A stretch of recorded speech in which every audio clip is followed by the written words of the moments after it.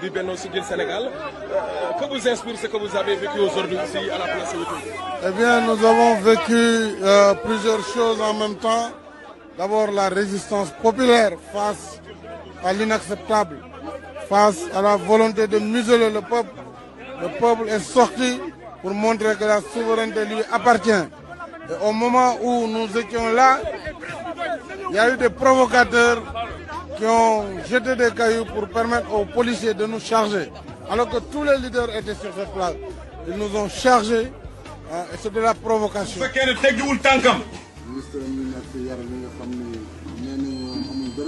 nee na ministre am yoo xam ne ñàkk reyaru loo xam nee na amul dara lu muy rëccu suñu tegguwul seen tànk ñoom nee na dinañ yóbbul Sénégal musiba.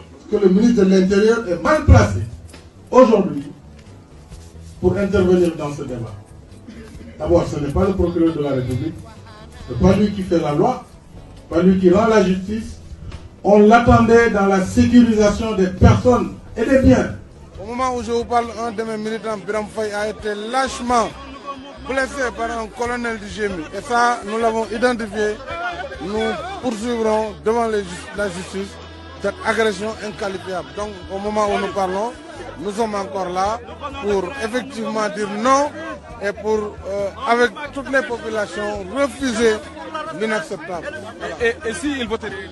Mais s'il vote la loi, nous continuerons à exiger son retrait et le départ du président. Ñun de yéene lañu am pour servir suñu réew waaye na leen bir ne bés bu ñu yàlla tegee ci bopp réew mi man de ñàkkuma ay conseillers yu baax ñàkkuma ay mag yu xam état xam Sénégal xam bëgg-bëgg askan wi te dara taxu leen jóg lu dul servir seen askan ak seen réew.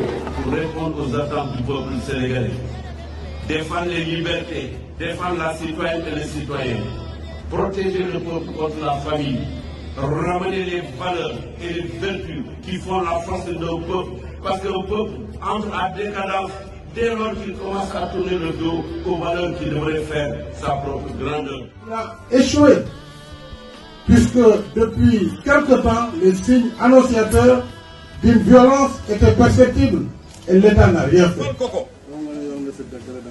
wala ñun ñëw nga toog ne rek ci biir climatiseur nga ne yor naa décret dama koy folli. nee na ba pare ñu naan ñoom ñi nañu rey benn nit pour ñu tiit.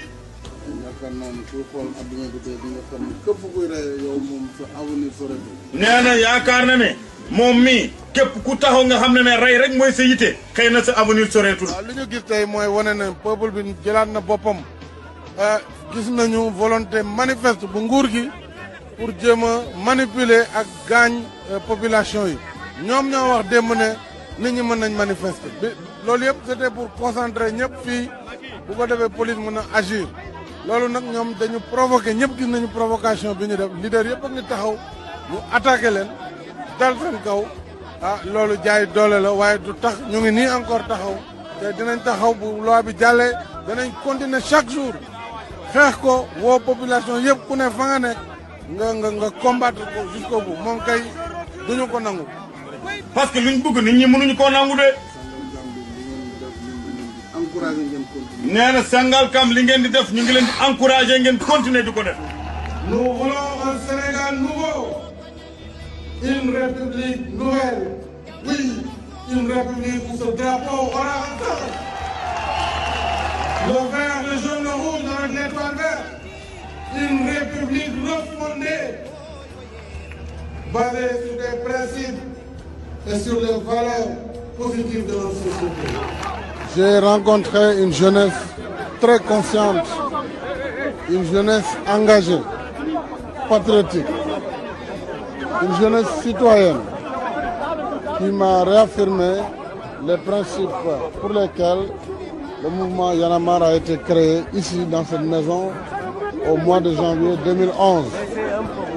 Cet esprit Y en a marre qui peut heurter certains, en réalité est un esprit extrêmement positif pour l'approfondissement de la démocratie et le développement de la citoyenneté dans notre pays.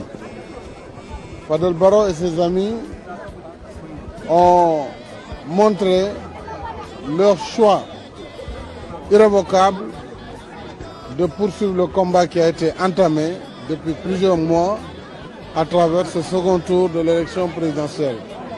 Ils ont dans ce cadre décidé, à travers l'opération Dogali, de poser le dernier jalon et donc de soutenir ma candidature pour une victoire du camp du peuple. Tabaski ñaari rakk la rakk bu njëkk bi day nekk juróom-ñaari kàmbar